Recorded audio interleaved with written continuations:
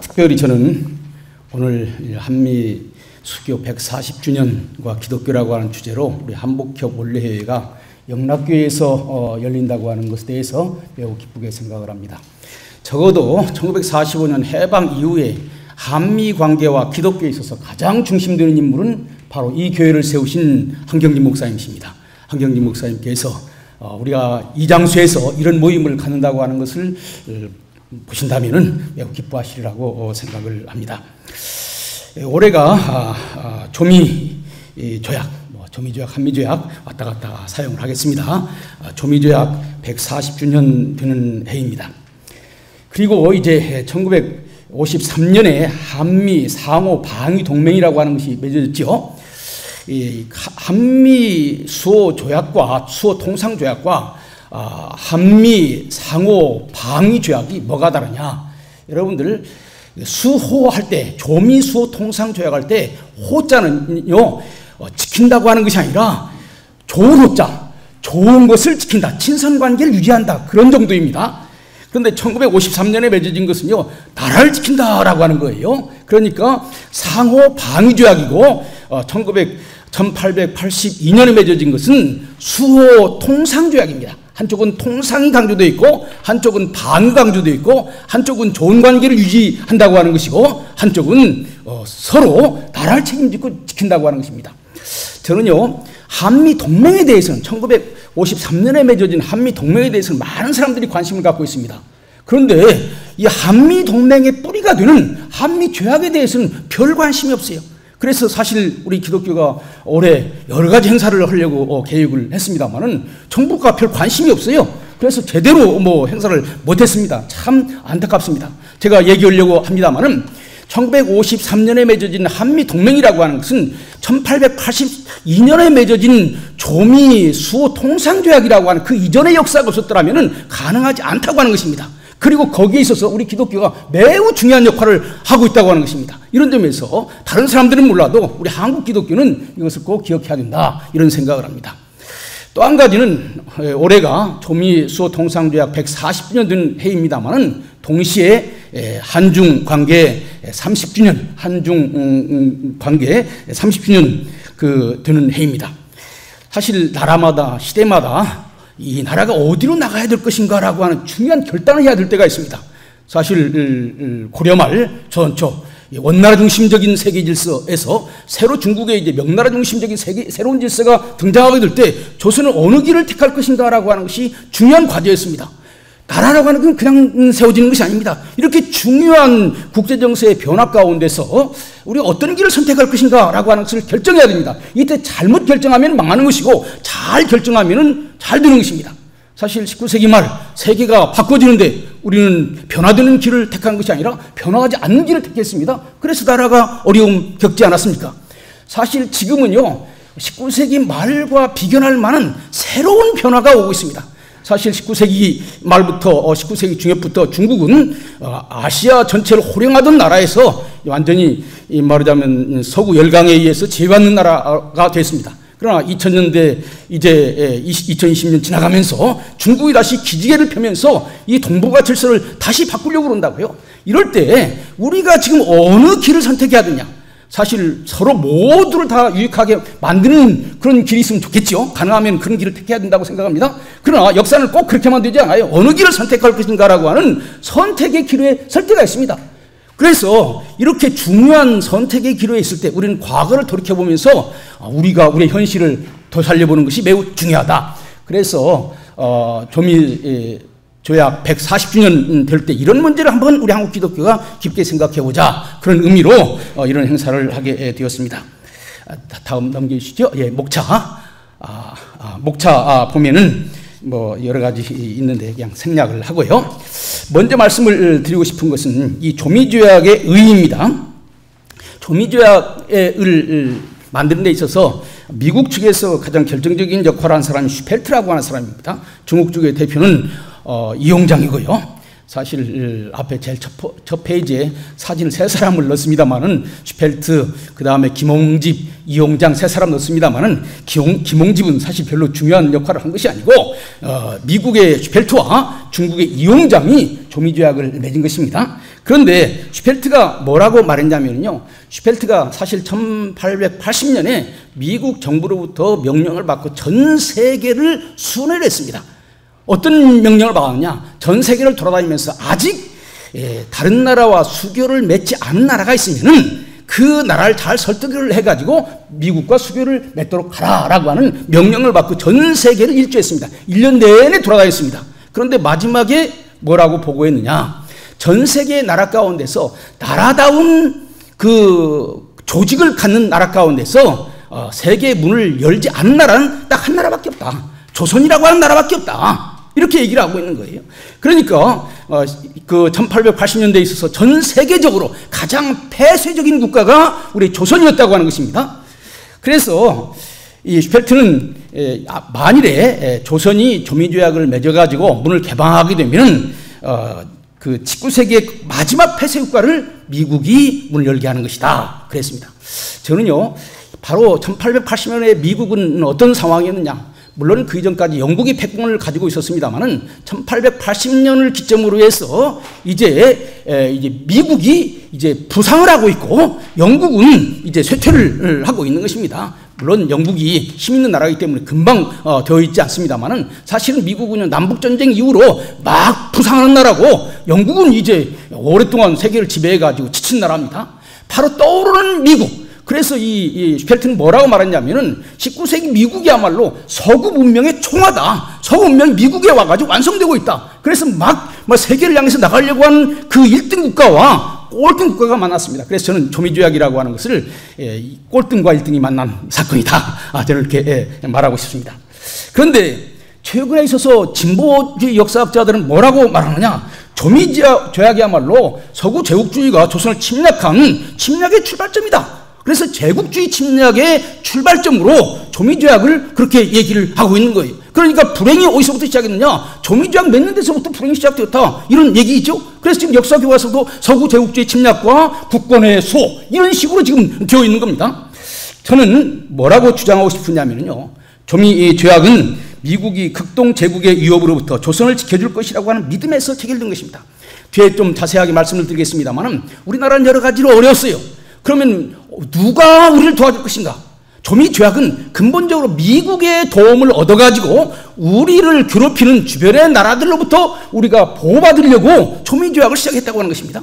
그러니까 미국을 침략자로 인식한 것이 아니라 우리를 보호해줄, 우리를 도와줄 그 협조자로서 미국을 인식을 한 겁니다. 이것이 매우 중요한 것입니다. 그러면은 이것을 이해하기 위해서 19세기 후반의 국제정세를 살펴봐야 됩니다. 사실 우리나라의 외교관계라고 하는 것은 옛날에는 간단합니다. 대륙과 좋은 관계를 맺으면 돼요.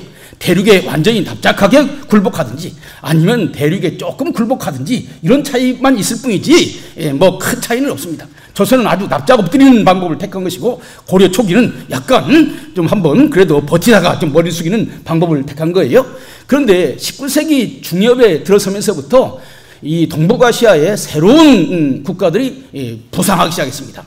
첫 번째는 일본이죠. 일본이 서문명을 받아들여가지고 유신해가지고 이제 중국과 대등할 만한 그러한 국가로서 등장을 한 것입니다. 1871년에 중국과 일본은요 서로 대등한 말하자면 중일 조약을 맺은 거예요. 그러니까 중국이 아시아에 있는 나라들을 자기가 대등한 나라로 생각하지 않는데 일본은 대등한 나라로 생각한 겁니다. 우린 일본을 외놈, 쪽발이 그렇게 했지만은요 중국과 일본은 이미 1870년에 상호 대등한 나라가 된 겁니다. 그 다음에 러시아 1860년부터 두만강 북쪽에 러시아가 오게 된 거죠.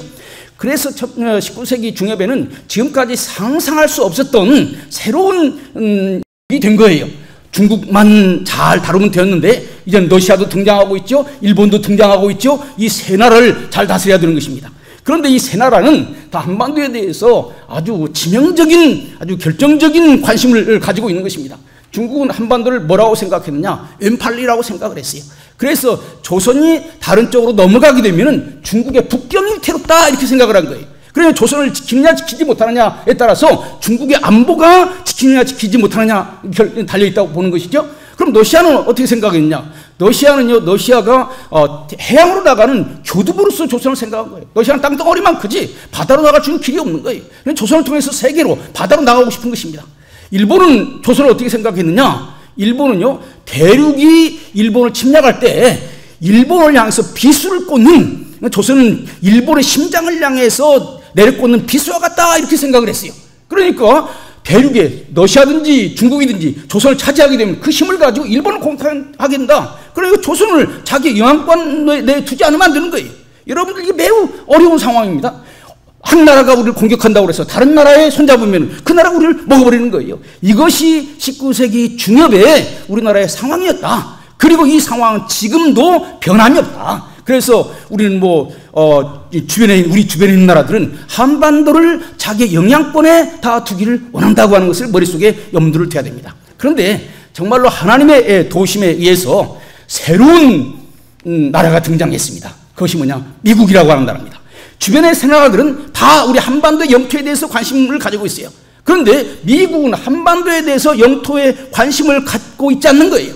그래서 1880년 슈펠트가 일본 나가사키까지 와가지고 이 국제정세를 조사한 다음 미국에 보낸 편지에 하면은 한반도는 필연적으로 중국과 러시아와 일본의 전쟁터이다. 조선이 살아갈 수 있는 길은 미국과 손을 잡고 이 주변의 여러 나라의 침략에서 벗어나는 길밖에 조선이 살아갈 수 있는 길이 없다. 이것이 슈펠트의 보고서에 나오는 이야기입니다.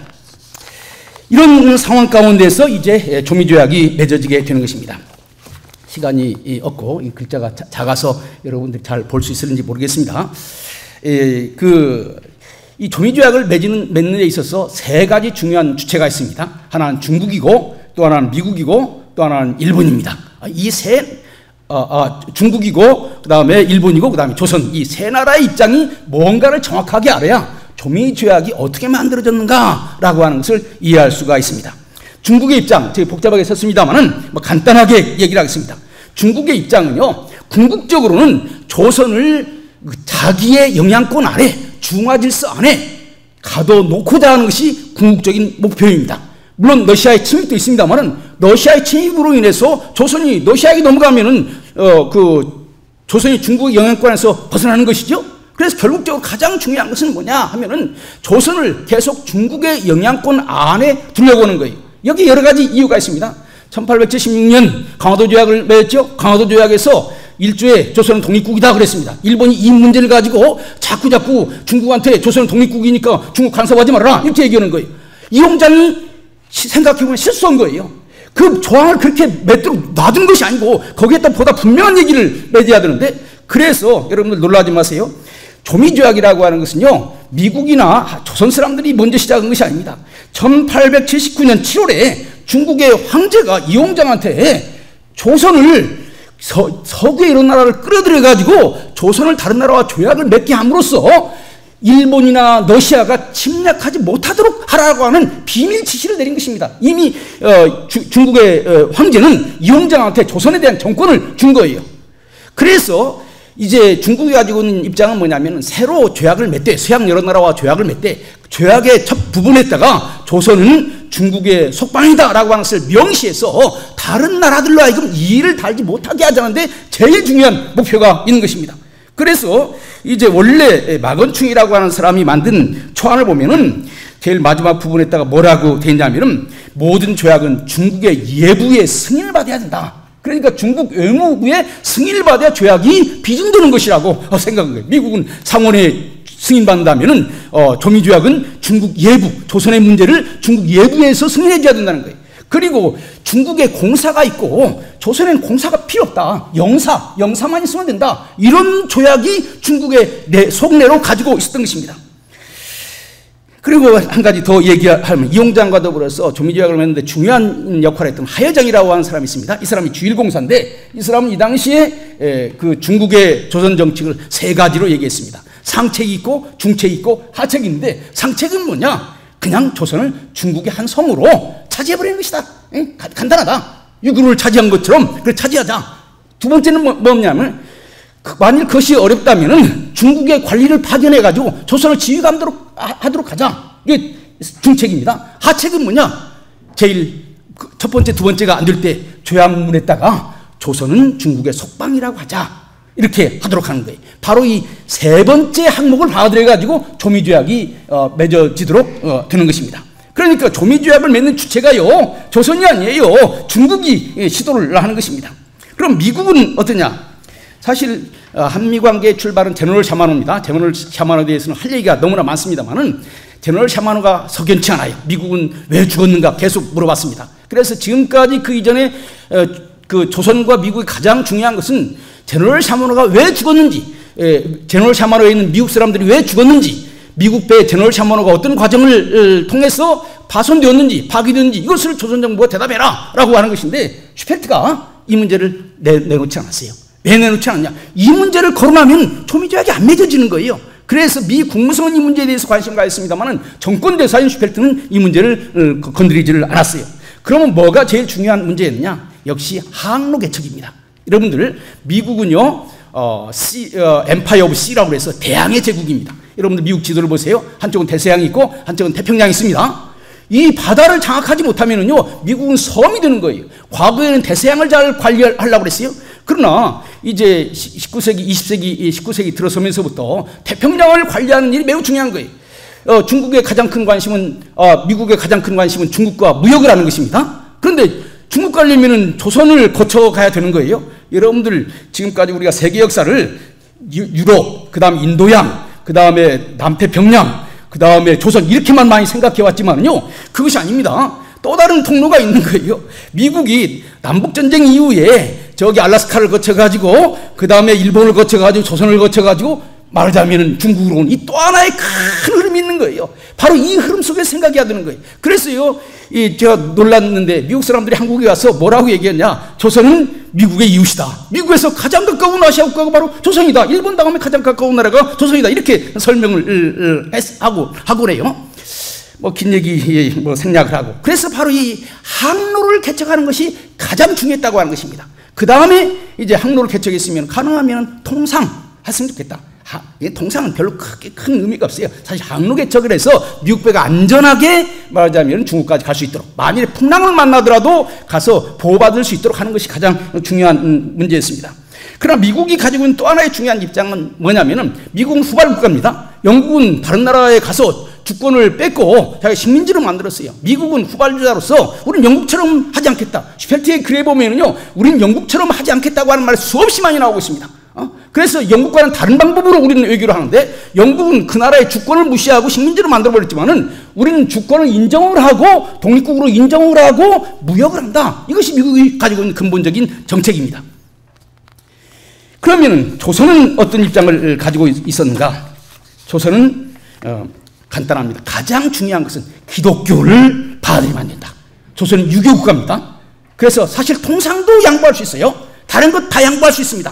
그러나 기독교가 들어오는 것을 수용하면 안 된다. 그래서 조선이 가장 강력하게 주장한 것은 뭐냐면은 기독교 선교를 금지했으면 좋겠다라고 하는 것이 조선 정부가 말하자면 조미조약을 맺는 데 있어서 내세웠던 가장 중요한 것입니다. 역사학자들이나 외교학자들 거의 이 부분을 얘기를 하고 있지 않습니다. 여러분들 생각해보면 잘 알 수 있겠죠. 조선은 유교국가인데 기독교가 들어오면 유교가 흔들리게 됩니다. 그러니까 다른 건 다 양보해도 기독교가 들어와서 유교를 흔드는 것은 못 받아들이겠다. 사실 역사를 문명사적인 측면에서 보여야 되는데 너무나 이 국권 이런 측면에서만 보기 때문에 이런 가장 중요한 그 에센스도 제대로 파악을 못하고 있는 것입니다.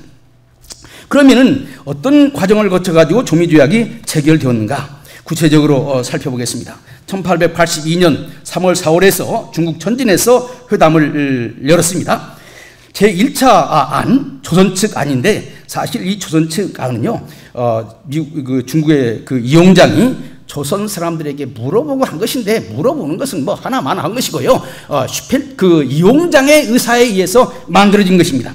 이 첫 번째 안이 매우 중요합니다. 거기에 쭉 내용을 썼습니다만은 정리해서 얘기한다면요, 뭐냐면은 첫 번째로 조선은 중국의 속방이다.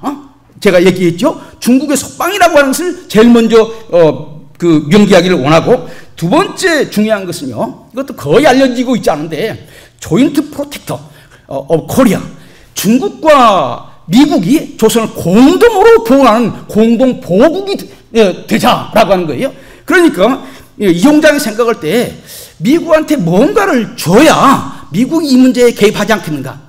사실 그 당시에는 일본이나 러시아가 조선을 침략하려고 하고 있고, 미국은 공동 보국이라고 해도 뭐 미국이 조선 영토에 대해서 관심을 갖고 있지 않으니까, 그러니까 미국을 끌어들여도 괜찮겠다. 그래서 말 공동 보국이라고 하는 말을 일조에 원래 초안에는 넣습니다. 그래서 공동 보국을 하자, 이런 것이었고요. 세 번째는 여러분들이 잘 아는 것처럼 거중 조정입니다.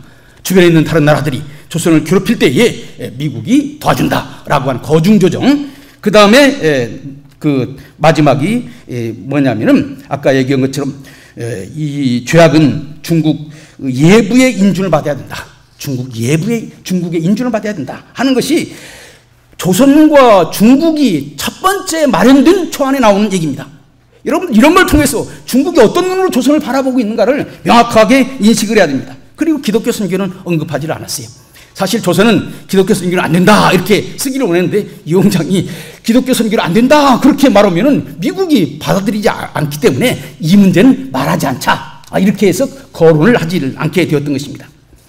제2차 회담에서는요, 사실 그 조선 측이 가지고 있는 일반적인 내용들을 다 수용을 했습니다. 뭐 치의법권 내용도 있었고 관세주권 내용도 있었는데, 이건 시간이 없으니까 설명을 하지 않겠습니다만은, 기독교에 대해서도 미국이 크게 기독교 선교 해야 된다 뭐 이런 주장을 하지 않았어요. 조선이 가지고 있었던 본래적인 얘기는 다 수용을 했습니다. 그 다음에 3차 회담에 있어서 가장 논란이 된 것이 중국의 속방조항 논쟁입니다. 미국은요, 속방조항 받아들일 수 없다. 미국은 근본적으로 주권을 가지고 있는 나라와 조약을 체결할 수 있는 나라와 조약을 체결하는 것이지, 조약을 체결해놓고 딴 나라 가서 인준해달라 이런 나라와 조약을 체결할 수 없다. 이건 미국의 외교의 1차적인 그 원칙이다. 속방 조항에 대해서 거부를 한 것입니다. 중국은 이 문제 때문에 지금 조약을 맺으려고 그랬는데 미국이 정면으로 거부를 한 거예요. 그 다음에 보호조약, 공동 보호조약, 이것도 받아들일 수 없다. 왜 우리가 할지도 못하는 나라에 공동 보호한다고 하는 책임을 가지고 만약에 러시아가 내려온다 할지, 일본이 올라올 때 우리가 거기 싸움을 해야 되는 그런 위험 부담을 우리가 왜 그것을 감당해야 되느냐? 여러분들이요, 미국은 할 수만 있으면은 조선에서 발을 빼려고 그러는 것입니다. 이걸 잘 알아야 돼요. 왜 남의 나라에 가서 우리나라 사람들이 죽어야 되냐 이거예요. 남의 나라에 가서 우리의 피를 흘려야 되냐 이거예요. 우리 그런 거 싫다. 그래서 여러분들, 을사보고조약이 1904년에 맺어졌지만요, 중국은 이미 조선을 미국과 그 공동 보호 아래 만들려고 그런 것이 있었어요. 예? 중국은 그런 생각을 했어요. 그러나 미국이 그것을 거부를 한 거죠. 만일에 미국이 조선 땅에 대해서 관심을 가졌다면 그때 냉큼 그것을 받아들였겠죠.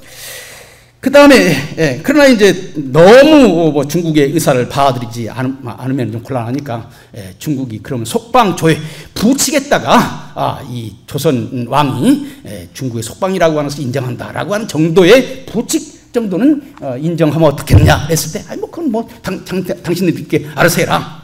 그래서 결론적으로 얘기를 한다면은, 사실은 중국이 가장 원했던 것은 사실 명시적으로 얻지를 못한 거예요. 조선은 많은 것을 얻었습니다.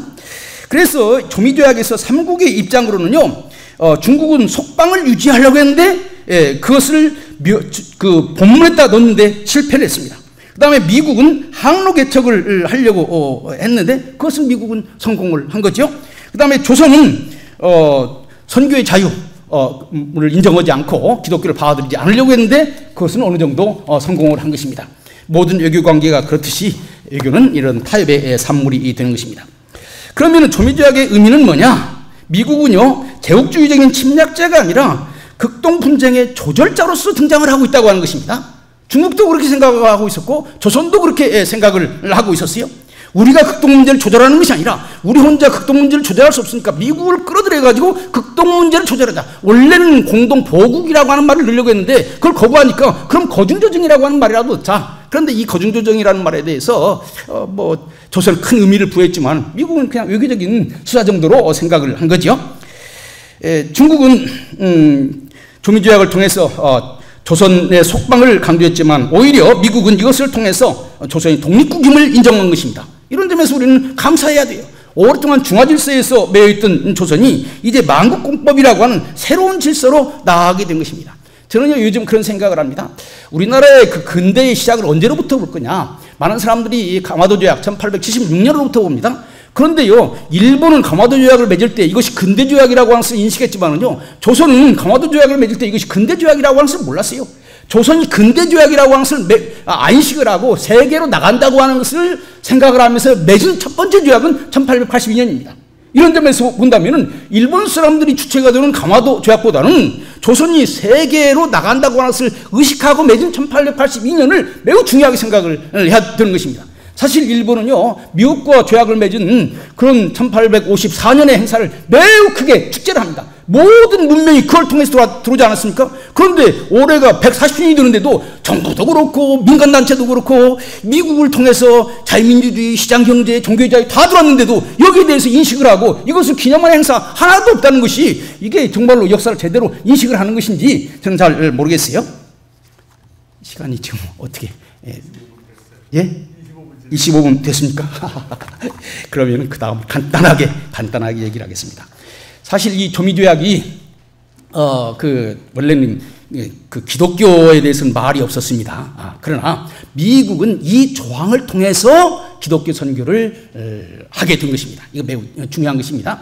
조미조약 내용 가운데서는 통상을 위해서 그리고 문화를 위해서 서로 교류할 수 있다라고 하는 조항이 있어요. 그러니까 이 조항을 통해서 미국 사람들이 우리나라에 오게 되었고 그리고 그분을 통해서 선교를 하게 된 것입니다. 사실 1883년 미국 정부는 주한 미국 공사를 통해서 미국 사람들은 종교의 자유를 인정한다. 조선에 나가 있는 미국 사람들은 종교의 자유를 누려야 된다. 이것이 미국이 양보할 수 없는 중요한 원칙이다. 미국 정부는 이것을 조선 정부는 이것을 인식해야 된다. 그렇게 종교의 자유에 대해서 선교의 자유에 대해서 조선 정부에 대해 충분히 이야기를 한 다음에 1884년 알렌이 온 것입니다. 알렌이 그냥 온 것이 아니에요. 이미 미국과 조선 정부 사이에서 미국이 이 선교를 중요하게 생각하고 있구나라고 하는 이미 여러 가지 그 마사지를 한 다음에 온 거예요. 그러니까 문제가 없었던 겁니다. 거의 지금 알려지지 않은 이야기입니다. 그 다음에 말씀을 드린다면, 한마디로 말씀드린다면, 아까 얘기한 것처럼 조선은 미국에 대해서 큰 기대를 했습니다만은 미국은 조선에 대해서 그렇게 깊이 개입하려고 하지 않았습니다. 이게 매우 중요한 문제가 여기 등장하는데, 미국 국가는 조선에 대해서 관심을 갖지 않았는데 미국 국가 대신 미국 선교사들이 와서 미국 국가가 미국 국가에게 요구했던 교육이랄지 의료랄지 근대문명이랄지 우리가 해주면 어떻겠는가 이렇게 된 거예요. 그래서 그 다음에 긴 역사를 보면은요, 미국 국가는 1945년 해방될 때까지 조선에 대해서 별 큰 관심이 없었습니다. 그런데 미국 기독교가 조선에 대해서 관심을 갖고 자기들이 할 수 있는 최선을 다한 것입니다. 사실 세계에서 제일 큰 장로교 선교부가 한국에 있었고요, 세계에서 제일 큰 천주교 선교부가 한국에 있었습니다. 그러니까 다른 관계는 다 약화되었지만은 이 기독교를 통해서 미국과 한국은 1882년부터 1945년까지 계속 관계를 맺어왔고 1945년 주한미국이 우리나라에 올 때 그런 기초 위에서 주한미군이 왔다는 거예요. 바로 그런 기초가 없었더라면 조선 사람들이 미국을 어떻게 알고 미국을 환영하고 미국과 더불어서 나라를 만들 수 있었겠습니까? 바로 그 다음 1945년 해방기와 6.25 기를 통해서 한미관계를 돈독하게 하는데 가장 중요한 역할을 한 분 가운데 한 분이 바로 이 한경직 목사님이라고 하는 것 우리는 기억을 해야 됩니다. 그래서 제가 여기에서 얘기하려고 하는 키포인트는 뭐냐면은 한미 동맹, 한미 관계 이전에 한국과 미국 기독교의 깊은 관계가 있었고 그런 깊은 관계가 전제되었기 때문에, 그래서 영어를 아는 사람, 민주주의를 아는 사람, 미국을 아는 사람들이 이미 있었기 때문에 그 사람들과 미국이 손을 잡고 미군정도 할 수 있었고 그 사람들과 미국이 손을 잡고 6.25도 견뎌낼 수 있었다고 하는 거예요.